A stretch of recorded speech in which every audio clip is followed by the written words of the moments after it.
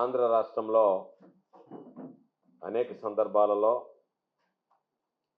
ఏదైతే మేము ప్రస్తావించామో డిఎస్సి స్కామ్కి సంబంధించి మెగా డిఎస్సి దగా డిఎస్సిగా మారిపోయింది. చాలామంది నిరుద్యోగుల ఆశల మీద నీళ్లు చల్లింది ప్రభుత్వం.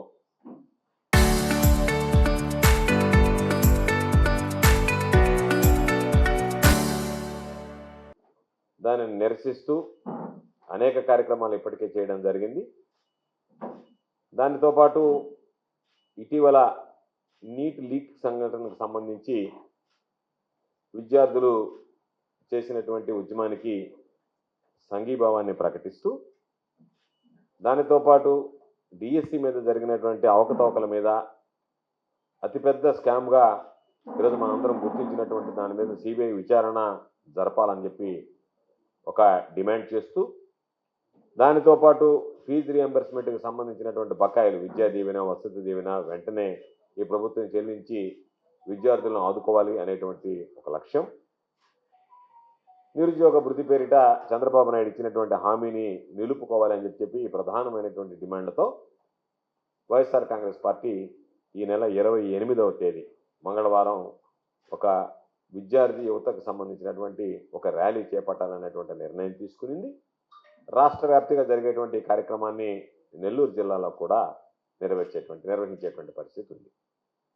కాబట్టి దానికి సంబంధించినటువంటి ఏర్పాట్లు అన్నీ కూడా స్థానికంగా ఉండేటువంటి శాసన మండలి సభ్యులు, నెల్లూరు నగర నియోజకవర్గ ఇన్ఛార్జిగా వ్యవహరిస్తున్నటువంటి సోదరులు పర్వతిరెడ్డి చంద్రశేఖర్ రెడ్డి గారితో మాట్లాడడం జరిగింది.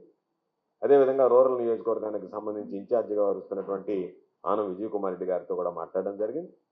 విద్యార్థి యువత అధ్యక్షుల సంబంధించి వాళ్ళందరూ కూడా కలిసి ఈరోజు ఆ కార్యక్రమాన్ని చేపట్టబోతున్నాం. మహనీయుడు బిఆర్ అంబేద్కర్ గారి విగ్రహానికి పూలమాల వేసి నివాళులు అర్పించి జూలై 28వ తేదీ మంగళవారం నాడు ఉదయం 10 గంటలకి ర్యాలీ అక్కడి నుంచి ప్రారంభమై భారతదేశానికి స్వాతంత్రం సాధించడంలో కీలక పాత్ర పోషించినటువంటి మహాత్ముని విగ్రహం వరకు, గాంధీ బొమ్మ సెంటర్ వరకు కార్యక్రమం కొనసాగుతుంది. అక్కడ మహాత్ముని విగ్రహానికి నివాళులు అర్పించి దాని అనంతరం కూడా అందరిని ఉద్దేశించి విద్యార్థిని యువతను ఉద్దేశించి కూడా ప్రధానమైనటువంటి నాయకులందరూ కూడా ప్రసంగించడం జరుగుతుంది. ఈరోజు ఒక్కసారి ఆలోచన చేస్తే లోకేష్ అనేటువంటి వ్యక్తికి ఏమాత్రం నైతిక విలువలు ఉన్నా, చంద్రబాబు లోకేష్ అనేటువంటి వాళ్ళు నైతిక విలువలు లేనటువంటి వ్యక్తులు ఈ ప్రపంచంలో, ఏమాత్రం కొద్దిపాటి నైతిక విలువలు ఉన్నా సరే ఈరోజు రాజీనామా చేయాల్సినటువంటి పరిస్థితి. నీటి మీద విద్యార్థులు ఆందోళన చేస్తే ధర్మేంద్ర ప్రధాన్ రాజీనామాకు పట్టుబడితే ధర్మేంద్ర ప్రధాన్ రాజీనామా చేసి నైతికతను చాటుకున్నాడు. లోకేష్ మీద అనేక సందర్భాల్లో రాజీనామాకు డిమాండ్ చేసినా, లేదు గవర్నర్ గారిని అయ్యా మీరైనా చొరవ తీసుకొని బర్తరఫ్ చేయండి, ఇటువంటి అవినీతి పరుడైనటువంటి విద్యాశాఖ మంత్రిని మీరు తొలగించండి అని చెప్పి కోరినా కనీసం ఎక్కడా పట్టించుకునేటువంటి పరిస్థితి లేకుండా పైపెచ్చు ఎదురుదాడి చేసేటువంటి పరిస్థితులు మనం చూసాం. అందుకని మేము అడిగేటువంటి దాని మీద మీరు ఒక్కదాని మీద స్పష్టత ఇస్తారా అంటే శూన్యం. మెగా డిఎస్సికి సంబంధించి అనేక రకాలైనటువంటి అనుమానాలు వ్యక్తం చేశాం. దాని మీద నిన్న కూడా శాసనమండలి సభ్యులుగా ఉన్నటువంటి చంద్రశేఖర్ రెడ్డి గారు అన్ని విషయాలు ప్రస్తావించడం జరిగింది.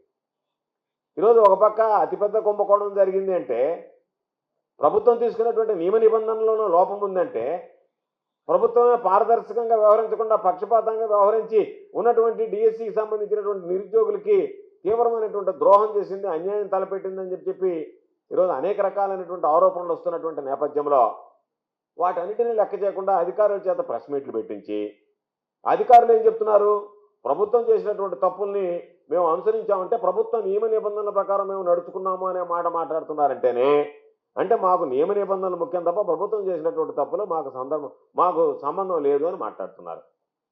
ప్రభుత్వం చేసినటువంటి ఈ తప్పులకి ఎవరు సమాధానం చెప్పాలి, ఎవరు బాధ్యత వహించాలి రాష్ట్రంలోనంటే దానికి ఎక్కడ చంద్రబాబు నాయుడు మాట్లాడేటువంటి పరిస్థితి లేదు, లోకేష్ నోరెత్తేటువంటి పరిస్థితి లేదు. ఆయన రకరకాలైనటువంటి మాటలు డైవర్షన్ పాలిటిక్స్లో వెళ్తున్నారు తప్ప మేము ఇతిమిద్దంగా అడుగుతున్నాం. జీవోఎంఎస్ నెంబర్ 4, జీవోఎంఎస్ నెంబర్ 47 ఏదైతే మీరు తీసుకొచ్చారో దాని ద్వారా స్పోర్ట్స్ కోటాలో ఏదైతే సీట్లు పెంచారో 2% నుంచి 3%, ఉన్నటువంటి క్రీడలను పెంచారో, లేనటువంటి క్రీడలను సృష్టించారో, దానితో పాటు AP services and subordinate service రూల్స్కి సంబంధించినటువంటి అమెండ్ చేశారో వెంటనే ఆ 47 జీవో ఏదైతే ఇచ్చారో ఆ తర్వాత మీ పని పూర్తయిన తర్వాత జీవోఎంఎస్ నెంబర్ 56 పేరిట ముందేమో 47లో వీళ్ళెవరూ కూడా కాంపిటేటివ్ ఎగ్జామినేషన్ కూర్చోబడలేదు అన్నారు. 56కి వచ్చేటప్పటికి ఎవరు ఏ ఉద్యోగానికల్లా కాంపిటేటివ్ ఎగ్జామ్ కూర్చోవాలని అన్నారు. అంటే మీ ఇష్ట ప్రకారం మార్చుకుంటూ అమెండ్ చేసుకుంటూ తప్పు మీ కనీసం ఆ డిఎస్సిలో ఆ అవకతవకలకి మీకు సంబంధించినటువంటి ఆ అవినీతికి అక్రమాలకు పాల్పడడానికి మీరు స్పష్టంగా అర్థమవుతుంది ఈ రోజు ఉన్నటువంటి పాపం డిఎస్సికి పాల్గొన్నటువంటి ప్రతి ఒక్క యువతకి ఉద్యోగులకి నిరుద్యోగులకి. కాబట్టి దాని మీద స్పష్టత ఇవ్వండి. ఎందుకు మీరు ఆ జీవోలు ఇచ్చారు? దానివల్ల ఈరోజు పాపం ఎంతమంది అన్యాయం అయిపోయారు? 420 మంది ఈరోజు స్పోర్ట్స్ కోటాలో దాదాపుగా వచ్చారనంటే ఎక్కడా కూడా మాట్లాడేటువంటి పరిస్థితి లేదు. కాబట్టి మూటికి ముమ్మాటికి నీట్ పరీక్ష లీక్ అయింది, ప్రశ్న పత్రాలు అనగానే ఏ విధంగా అయితే బాధ్యత వహించి విద్యార్థులు డిమాండ్ చేస్తే దానికి తలొగ్గి ధర్మేంద్ర ప్రధాన్ రాజీనామా చేసినట్టుగా ఈ లోకేష్ అనేటువంటి వాడికి చీమ కుట్టినట్టయినా లేదు ఏదైనా మాట్లాడకుండా నా పని నాదే అన్నట్టుగా వ్యవహరిస్తున్నాడు తప్ప ముద్దబ్బాయిలాగా వ్యవహరిస్తున్నాడు తప్ప ముద్దబ్బాయినే ముఖ్యమంత్రి ఈ రాష్ట్రానికి విద్యాశాఖ మంత్రిని చేస్తే ఆ ముద్దబ్బాయి ప్రవర్తన ఇదే విధంగా ఉంటుంది అన్నట్టుగా నిరూపిస్తున్నాడు తప్ప ఎక్కడ కూడా నైతిక బాధ్యత వహించేటువంటి పరిస్థితి ఈ ప్రభుత్వం చేయడం లేదు, చంద్రబాబు చేయడం లేదు, లోకేష్ కూడా చేసేటువంటి పరిస్థితి లేదు. కాబట్టి ఖచ్చితంగా డిఎస్సి స్కామ్ మీద సిబిఐ విచారణ జరపాల్సిందే. సిబిఐ విచారణ జరపడంతో పాటు లోకేష్ అనేటువంటి వ్యక్తి బాధ్యత నుంచి తప్పుకొని రాజీనామా చేయాల్సిందనేటువంటిది వైఎస్ఆర్సీపీ తరపున ప్రధానమైనటువంటి డిమాండ్. దానిలో ఈరోజు యువత విద్యార్థులు కూడా ర్యాలీకి సంబంధించి పాల్గొనడం జరుగుతుంది. అదేవిధంగా ఫీజు రియంబర్స్మెంట్కి సంబంధించి ఎక్కడ కూడా ఇవ్వకుండా వాళ్ళని పాపం అనేక రకాలైనటువంటి ఇబ్బందులు పెడుతూ జగనన్న ముఖ్యమంత్రిగా ఉన్నప్పుడు ఈరోజు పాపం విద్యార్థులు అంటున్నారు, అయ్యా విద్యా దీవెన వసతి దీవెన వచ్చేది, మేము చక్కగా చదువుకోగలిగాం, మాకు సంబంధించినటువంటి విద్యా దీవెన కిట్లు ఇచ్చారు, జగనన్న గోరుముద్దలతో బ్రహ్మాండంగా ఉండింది, నాడు నేడుతో స్కూళ్ళు భవిష్యత్తు మారిపోయాయి, అన్ని రకాలైనటువంటి అభివృద్ధి విద్యా వ్యవస్థలో జరిగింది.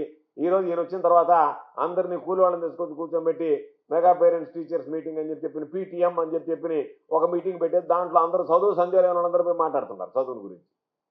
విద్యా వ్యవస్థలో ఒక విద్యా అధికులను తీసుకొచ్చి విద్య పట్ల ఉన్నటువంటి విద్యారంగ ప్రముఖులను తీసుకొచ్చి మాట్లాడించాల్సింది ఏదో ఒక మొక్కుబడిగా కార్యక్రమాలు నిర్వహించడం తప్ప ఎక్కడ కూడా వాటిని గురించి పట్టించుకునేటువంటి పరిస్థితి. అంటే మీరు మీ ప్రాధాన్యత అంతా ప్రచారానికి ఇస్తున్నారు తప్ప అభివృద్ధికి సంబంధించి కానీ అక్కడ ఉన్నటువంటి ఆ పిల్లల బాగోగుల గురించి కానీ పట్టించుకునేటువంటి పరిస్థితి లేదు.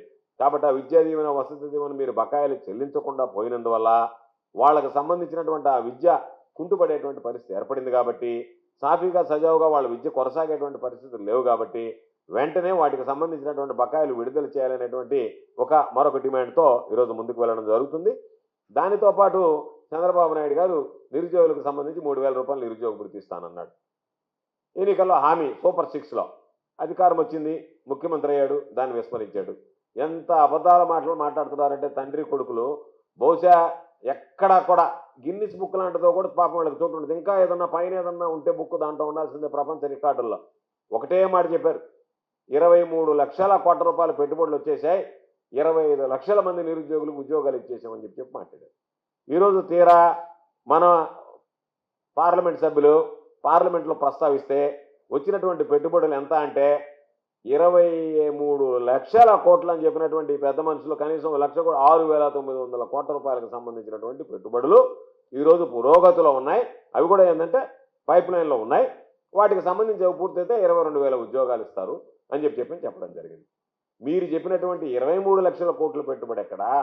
కేంద్ర ప్రభుత్వం చెప్తున్నటువంటి 6,900 కోట్ల పెట్టుబడులు ఎక్కడా? ఈరోజు మీరు చూస్తే అన్ని ఎక్కడైనా పురోగతి ఉందంటే అన్ని తిరోగమనం తప్ప పురోగమనం ఎక్కడా కనిపించేటువంటి పరిస్థితి లేదు. ఎంఎస్ఎంఈలు దాదాపుగా 4,500 మూతపడ్డాయి, 49,000 కుటుంబాలు ఈరోజు ఉపాధి అవకాశాలు కోల్పోయాయి, ఉద్యోగాలు కోల్పోయాయి. కాబట్టి అటువంటి పరిస్థితులు ఈజ్ ఆఫ్ డూయింగ్ బిజినెస్లో జగన్మోహన్ రెడ్డి గారు ఉన్నప్పుడు ఫస్ట్ ప్లేస్లో ఉన్నటువంటి ఆంధ్ర రాష్ట్రం ఈరోజు దిగజారిపోయింది. అటువంటి పరిస్థితుల్లో ఈరోజు అన్ని విలువల్ని దిగజారుస్తూ రాష్ట్రంలో అభివృద్ధి అనేటువంటిది లేకుండా ఎక్కడ పడిన అవినీతి అక్రమం అరాచకాల తప్ప మరొకటి లేనటువంటి పరిస్థితుల్లో ఖచ్చితంగా వైఎస్ఆర్ కాంగ్రెస్ పార్టీ అన్ని వర్గాలకు అండగా నిలుస్తాం.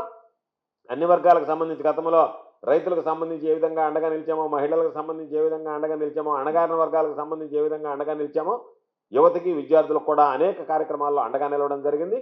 అయినా ఈ ప్రభుత్వానికి ఎక్కడా కూడా చీమ కుట్టినట్టు లేదు. కాబట్టి ఎన్ని నిరసన కార్యక్రమాలు చేసినా చెవిటివాడి ముందు శంఖం ఊదినట్టుగా ఈరోజు వ్యవహరిస్తున్నారు. కాబట్టి మరలా వైఎస్ఆర్ కాంగ్రెస్ పార్టీ జగన్మోహన్ రెడ్డి గారి ఆదేశాలతో ఒక నిర్ణయం తీసుకొని ఆయన ఆదేశానుసారం రేపు జూలై 28వ తేదీ మంగళవారం నాడు ప్రతి జిల్లా కేంద్రంలో కూడా ఈ కార్యక్రమాన్ని నిర్వహిస్తున్నాం. విద్యార్థి విభాగం, యువత విభాగం ఈ కార్యక్రమంలో పాల్గొంటుంది. విద్యార్థులు, యువత పెద్ద సంఖ్యలో పాల్గొని ఈ కార్యక్రమాన్ని జయప్రదం చేయాల్సిందిగా పిలుపునిస్తూ 28వ తేదీ ఉదయం 10 గంటలకి అంబేద్కర్, మహనీయుడు బిఆర్ అంబేద్కర్ గారి విగ్రహం దగ్గర నుంచి ఈ ర్యాలీ ప్రారంభమై అదేవిధంగా గాంధీ బొమ్మ సెంటర్ వరకు నెల్లూరులో కొనసాగుతుందని చెప్పి ఈ సందర్భంగా తెలియజేస్తూ విద్యార్థులు, యువత పెద్ద సంఖ్యలో పాల్గొని ఈ కార్యక్రమాన్ని జయప్రదం చేయాల్సిందిగా పిలుపునిస్తారు. పేపర్ లీక్ కావడం కానీ, అలానే డిఎస్సిలో నోటిఫికేషన్లో స్పోర్ట్స్ కోటా నోటిఫికేషన్ విడిగా ఇవ్వడం, ఆ స్పోర్ట్స్ కోటా సంబంధించి ఫిలప్ చేసినటువంటి పోస్ట్ అన్నీ కూడా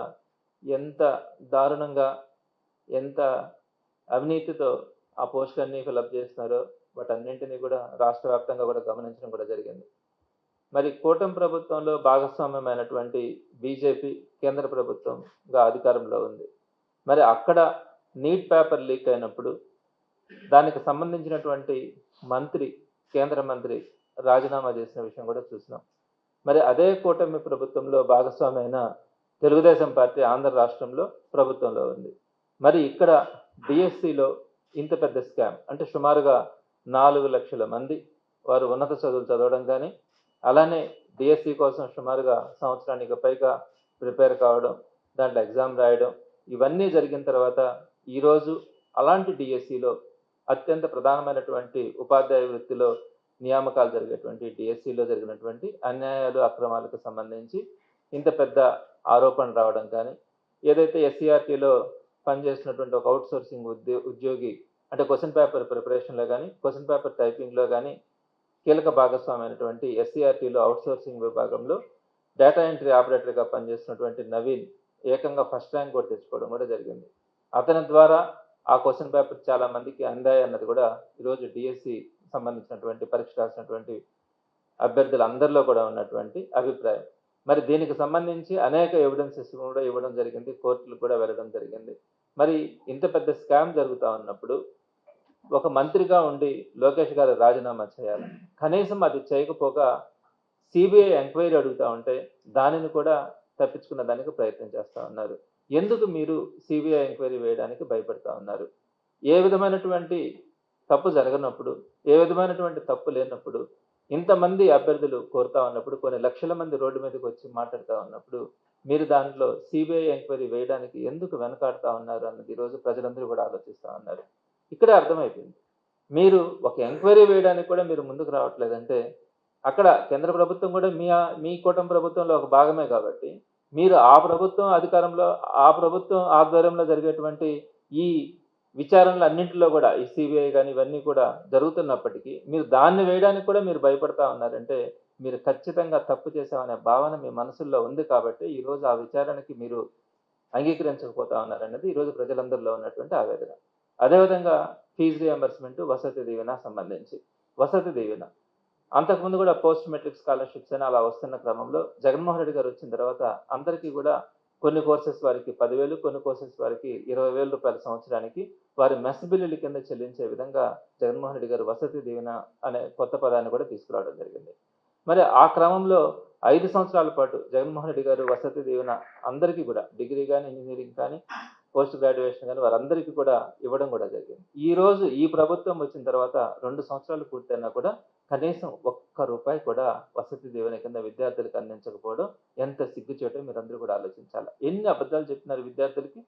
మీ అందరికీ కూడా ఫీజు రియంబర్స్మెంట్ కానీ, ఈ వసతి దీవెన కానీ వీటన్నింటినీ కూడా క్రమం తప్పకుండా అంతకు మించి ఇస్తానని చెప్పి ఈరోజు అంతకు మించి కాదు కదా, ₹1 కూడా ఈ 2 సంవత్సరాల కాలంలో మీరు చెల్లించలేదంటే మీరు ఒక్కసారి ఆలోచించాలి. విద్యార్థులు ఎంత మోసం చేసినారో, దగా చేసినారో మీకు అర్థమై ఉంటుంది. అదేవిధంగా ఫీజు రియంబర్స్మెంట్ అంతకుముందు క్రమం తప్పకుండా సంవత్సరానికి 4 పర్యాయాలు బటన్ నొక్కి మరి తల్లుల ఖాతాల్లోకి ఆ ఫీజు రియంబర్స్మెంట్ నిధుల్ని తరలించినటువంటి ఘనత ఆ రోజు జగన్మోహన్ రెడ్డి గారిది. అయితే ఈ రోజు మీరు వచ్చిన తర్వాత 2 సంవత్సరాల కాలం, అంతకుముందు జగన్మోహన్ రెడ్డి గారి ఎలక్షన్ టైంలో జరిగినటువంటి అక్కడ ఏదైతే కొంత ఫండ్స్ అన్ని కూడా ఫీజు రియంబర్స్మెంట్ కోసం ఎత్తిపెట్టున్నారు, ఎలక్షన్ ప్రాసెస్ స్టార్ట్ అయ్యేటప్పటికి అవన్నీ కూడా ఆగినాయి. వాటిని కూడా ఈరోజు రిలీజ్ చేయనటువంటి పరిస్థితి. పైగా మీరు 2 సంవత్సరాల కాలంలో మీరు ఎక్కడా కూడా కనీసం ఈరోజు 1 సంవత్సరం కూడా పూర్తి చేయనటువంటి పరిస్థితి ఈరోజు కనపడుతూ ఉంది. మరి వీటన్నింటికి సమాధానం కావాలా అని ఈరోజు విద్యార్థులు కానీ, నిరుద్యోగులు కానీ అందరూ కూడా ఆలోచిస్తున్న సమయంలో జగన్మోహన్ రెడ్డి గారు తీసుకున్నటువంటి నిర్ణయం ప్రకారం యువత విద్యార్థులు అందరూ కూడా నష్టపోయినారు కాబట్టి మరి రేపటి రోజున మంగళవారం రోజున 28వ తారీఖున అన్ని జిల్లాలలో కూడా జిల్లా కేంద్రాలలో ధర్నా చేపట్టాలని నిర్ణయించడం కూడా జరిగింది. అందులో భాగంగా నెల్లూరు జిల్లాకు సంబంధించి పెద్దలు కాకాని గోవర్ధన్ రెడ్డి గారి ఆధ్వర్యంలో విద్యార్థులు యువత మిగిలినటువంటి నియోజకవర్గాల అందరి సమన్వయకర్తల ఆధ్వర్యంలో ఇక్కడ నెల్లూరులో విఆర్సి సెంటర్లో ఉన్నటువంటి అంబేద్కర్ స్టాచ్యూ దగ్గర ఈ నిరసన ర్యాలీ ప్రారంభమవుతుంది. మరి ఈ కార్యక్రమానికి అందరూ కూడా పెద్ద ఎత్తున హాజరై కార్యక్రమాన్ని విజయవంతం చేస్తారని మనస్ఫూర్తిగా అందరికీ కూడా తెలియజేస్తాం. మొన్న ఢిల్లీలో చూస్తే నీట్ అక్రమాలపై మేము సంఘీభావం తెలుపుతున్నాము. ఇదే విధంగా మన యువతకి ఫీజు రియంబర్స్మెంట్, వసతి దీవెన విద్యార్థులందరికీ కలిగించలేదని, ఇచ్చిన హామీలు నెరవేర్చలేదని చంద్రబాబు నాయుడు గారిని కోరుతూ ఉంటే వాళ్ళు చెప్పేది ప్రతి మాట అబద్ధాల మాట. గూగుల్లో సెర్చ్ చేస్తే అబద్ధాలని చెప్పేది చంద్రబాబు నాయుడు గారి గురించి, లోకేష్ గారి గురించి. మీరు రిజైన్ చేయడానికి అవసరం ఏముంది? రాజీనామా చేయడానికి లోకేష్ బాబు గారు మేము అడుగుతా ఉన్నాం. మీరు తప్పు చేయకపోయి ఉంటే మీరు రిజైన్ చేస్తే ఏమవుతుంది? మీ సిబిఐ ఎంక్వైరీ అడుగుతున్నాము. సిబిఐ ఎంక్వైరీ వేయండి. ఎందుకు వేయలేకపోతున్నారు? మీరు తప్పు చేశారే కాబట్టి సిబిఐ ఎంక్వైరీ వేయలేకపోతున్నారు. ఇదే విధంగా యువతలందరూ రేపు 28వ తేదీ నెల్లూరులో డాక్టర్ బిఆర్ అంబేద్కర్ స్టాచ్యూ నుంచి ర్యాలీ చేయడం జరుగుతుంది. ఈ ర్యాలీలో భారీ ఎత్తున అందరు యువతలందరూ పాల్గొని ఈ ర్యాలీని విజయవంతం చేస్తామని కోరుకుంటూ సెలవు తీసుకుంటాం.